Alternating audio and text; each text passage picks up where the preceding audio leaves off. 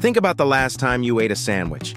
Maybe it was a BLT, a turkey club, or just peanut butter slapped on white bread in a hurry. No matter where you are in the world, odds are you've eaten one recently. Sandwiches are everywhere. Lunchboxes, picnics, fast food chains, even gas stations at 2 a.m. But here's the kicker. This everyday food, which feels so ordinary now, once had to be invented. And the way it spread across the globe is a story of convenience, culture, and a whole lot of bread. So how did sandwiches conquer the world? Let's dig in, right here, on History of Food.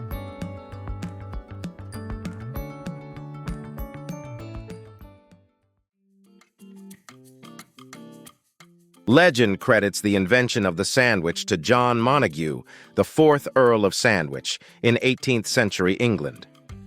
The story goes that Montagu was an avid gambler who didn't want to leave the card table to eat. So he asked for meat to be served between two slices of bread, allowing him to eat with one hand and to keep playing with the other. Whether or not he actually invented it is debatable, but the idea stuck. His name became attached to the concept, and thus, the sandwich was born.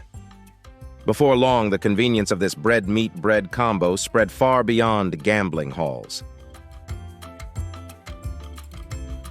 Of course, people had been putting stuff on bread for centuries before the Earl of Sandwich. Ancient Jewish sage Hillel supposedly ate herbs and lamb between matzah during Passover. Medieval Europeans piled meats and cheeses on thick slabs of bread called trenchers, which doubled as plates. So, did Montagu invent the sandwich? Not exactly. What he did was give it a catchy name and a push into mainstream culture. It's kind of like how no one invented coffee, but Starbucks made it a global lifestyle. When the sandwich concept reached America, it was embraced wholeheartedly. Colonists already loved bread, and stuffing it with fillings just made sense.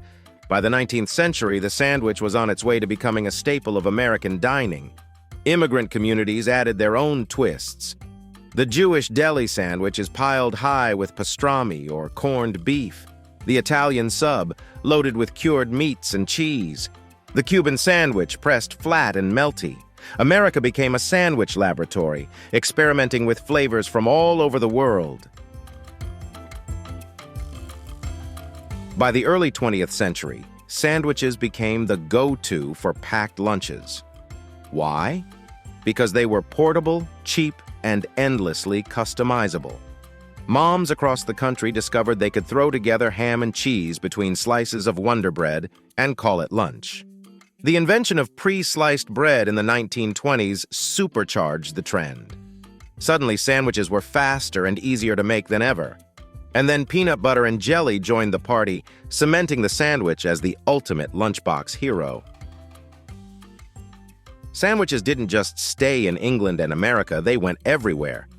Each culture put its own spin on the idea.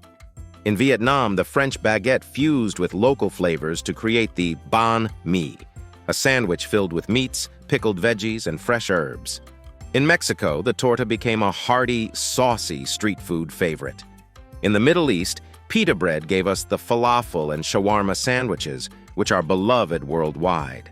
In Japan, the katsu sando turned breaded pork cutlets into a handheld masterpiece. Everywhere the sandwich traveled, it adapted, localizing itself while staying true to its core idea: food on bread, ready to eat. Fast forward to the mid-20th century, and the sandwich became a commercial superstar. Think McDonald's hamburgers, Subway footlongs, and the Whopper. These weren't just meals, they were brands.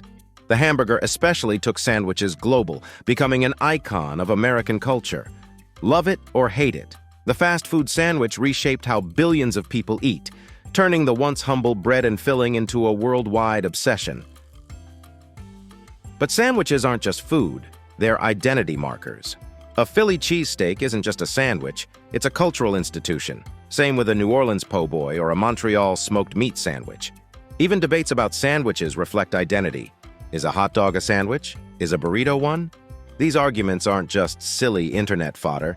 They show how deeply we tie food to who we are. The sandwich has become a canvas for cultural pride. Sandwiches have also conquered pop culture.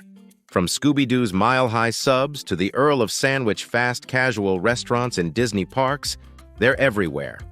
Even the phrase sandwich generation comes from this food, showing how sandwiches have become a metaphor as much as a meal.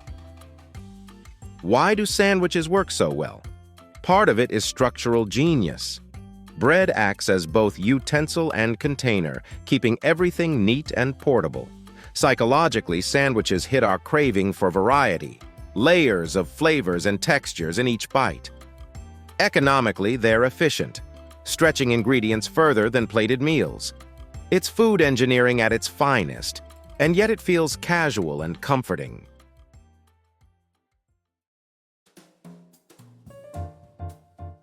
Of course, success breeds competition. The sandwich industry today is massive, worth tens of billions annually. Chains battle over who has the best subs, burgers, or chicken sandwiches. Social media fuels hype. Remember the viral chicken sandwich wars of 2019? People lined up for hours just to get a bite. That's not just food, that's cultural domination. During the COVID-19 pandemic, sandwiches saw another boom. With people working from home, making a sandwich became the perfect quick lunch. Recipes for gourmet grilled cheese, DIY banh mi, and TikTok wrap hacks went viral. Even in a crisis, sandwiches proved their resilience. What's incredible is that almost every culture has its version of the sandwich. Some don't even call it that, but the concept is the same. Convenient, portable, versatile. From arepas in South America to doner kebabs in Turkey, the sandwich has become a global language of food. Here's the twist. The sandwich may have started as a nobleman's lazy snack, but it didn't conquer the world because of him. It conquered the world because it was democratic.